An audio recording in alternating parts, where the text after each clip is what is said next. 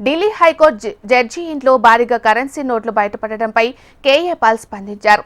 ఈ ఘటనపై సీబీఐ లేదా ఈడీ విచారణ చేయించాలని డిమాండ్ చేశారు. తప్పు చేసిన న్యాయమూర్తిని జస్టిస్ అరెస్టు చేయకుండా మరో కోర్టుకు బదిలీ చేయడం ఏంటని కేఏ పాల్ ప్రశ్నించారు.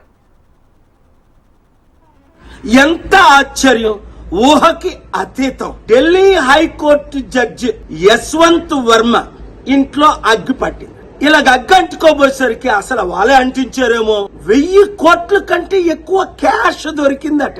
ఏం చేయాలి?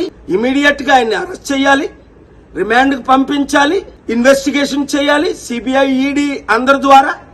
ఏమీ చేయకుండా CJ court, supreme court collegium ఆయన్ని సీక్రెట్ గా అలహాబాద్ కోర్టుకి ట్రాన్స్ఫర్ చేశారు. ఇక్కడ రేప్ చేశాడు ఒక టీచర్, గవర్నమెంట్ టీచర్ అంటే ఇంకొక స్కూల్ కి పంపిస్తాడా అక్కడ రేప్ చేయమని? ఇంత దారుణమా జ్యుడిషియర్? అందుకే నేను ప్రిపేర్ చేసిన పిల్లు వీళ్ళు మైలార్డు ప్రభులు కాదు జడ్జిలు.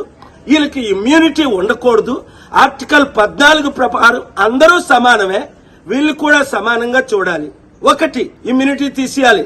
2 ఈ జడ్జిల మీద ఇమీడియట్ ఇన్వెస్టిగేషన్ చేయించాలి. 3 ఈయన్ని అరెస్ట్ చేసి ఇమీడియట్ గా రిమాండ్ కు పంపించాలి. 4 72 గంటలు ఇది జరగకపోతే లా మినిస్టర్ రిజైన్ చేయాలి. 5 మీడియా ఆర్టికల్ 19 చిన్న ఘోరాలు 15,000-20,000 లంచం తీసుకున్నోడు గురించి బ్రేకింగ్ న్యూస్లు పెడతారే. మరి 100,000 కోట్లు దొరికిన జడ్జిని ఇంకొక దగ్గర ట్రాన్స్ఫర్ చేస్తే ఆర్టికల్ 19 ప్రకారం ఫ్రీడమ్ ఆఫ్ ప్రెస్ లో మీరు బ్రేకింగ్ న్యూస్లు ఎందుకు పెట్టరు? ఎందుకు ఈ జడ్జిని వర్మానా, ఓహో వాడనా, వాళ్ళ తాలూకానా, పెద్ద హైకోర్టు జడ్జనా?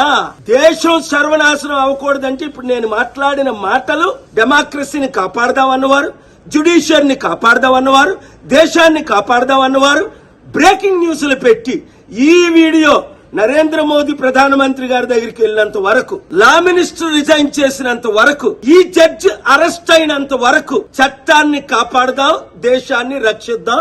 వీడియో అందరికీ షేర్ చేయండి.